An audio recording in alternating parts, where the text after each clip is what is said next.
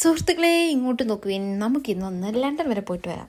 Daddy mummy UK എത്തിയിട്ട് 3 മാസം complete ആയി. അടുത്ത മാസം തിരിച്ച് നാട്ടിലേക്ക് പോവാ. അതിനു മുന്നേ ലണ്ടൻ ബ്രിഡ്ജ് ഒന്ന് കാണിക്കണ്ടേ? ഇല്ല, നാട്ടിൽ ചെല്ലുമ്പോൾ നാട്ടുകാർ ചോദിക്കത്തില്ലേ, സണ്ണി സാറേ മക്കൾ ലണ്ടൻ ബ്രിഡ്ജ് കാണിച്ചില്ലേ? അപ്പോൾ ലണ്ടൻ ബ്രിഡ്ജ് മാത്രമല്ല, ടവർ ബ്രിഡ്ജും ബക്കിംഗ്ഹാം പാലസും എല്ലാം തന്നെ കാണിക്കാമെന്ന് വിചാരിച്ചു. അങ്ങനെ മണ്ടന്മാർ ലണ്ടനിലെത്തി. കുറഞ്ഞ ചിലവിൽ ലണ്ടൻ ചുറ്റി സഞ്ചരിക്കുന്നത് എങ്ങനെയാണെന്ന് റിസർച്ച് നടത്തിയതിനു ശേഷമാണ് ഞങ്ങൾ ലണ്ടനിലെത്തുന്നത്. കാനറി വാർഫിൽ ഒരു എയർബിഎൻബി ബുക്ക് ചെയ്തു. അവിടുന്ന് നേരെ ഊബർ ബോട്ട് വിളിച്ചിട്ട് ടവർ ബ്രിഡ്ജിലെത്തുന്നു. ലണ്ടൻ ബ്രിഡ്ജിലൂടെ നടന്ന് ലണ്ടൻ ഐയും ലണ്ടൻ ഡഞ്ചൻസും അക്വേറിയം കവർ ചെയ്യുന്നു. ലണ്ടൻ ഐയുടെ മുകളിൽ പോയി താഴേക്ക് നോക്കി തല ഇറങ്ങിയ ഡാഡിയും ചേച്ചിനെ സമാധാനപ്പെടുത്താൻ വേണ്ടി ഞങ്ങൾ പോയി വയറ് നിറയെ ഫുഡ് കഴിച്ചു. ഒരു ദിവസം കൊണ്ട് കവർ ചെയ്യാൻ പറ്റുന്ന അത്രയും ഞങ്ങൾ ഡാഡിനെ മമ്മീനെ കൊണ്ടേ കാണിച്ചു. അങ്ങനെ ജീവിതത്തിൽ ആദ്യമായിട്ട് ഡാഡിയും മമ്മിയും ലണ്ടൻ മൊത്തം എക്സ്പ്ലോർ ചെയ്തു.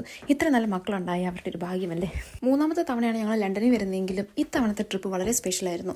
പേരൻസ് കൂടാതെ നമ്മുടെ റോവൻ ബേബിയും കൂടെ ഉണ്ടായിരുന്നു. അങ്ങനെ റോവൻ ബേബിയുടെ ഫസ്റ്റ് ട്രിപ്പായിരുന്നു ലണ്ടനിലേക്ക്. ഒരുപാട് തമാശകളും സന്തോഷം നിറഞ്ഞ ഒരു ട്രിപ്പ് നന്നായി തന്നെ അവസാനിച്ചെങ്കിലും ഒരു വിഷമം മാത്രം ബാക്കിയുണ്ടായിരുന്നു ഡാഡിക്ക്. ചാൾസ് രാജകുമാരനെ കാണുമെന്ന് അതിമോഹവുമായി ബക്കിംഗ്ഹാം പാലസിന് മുന്നിൽ ഒരുപാട് നേരം ചെലവഴിച്ചെങ്കിലും രാജാവിനെ കാണാൻ പറ്റിയില്ല. രാജാവ് നേരത്തെ ഉറങ്ങുമെന്ന് പറഞ്ഞ് ഡാഡിനെ സമാധാനപ്പെടുത്തി ഞങ്ങൾ തിരിച്ചു പോന്നു.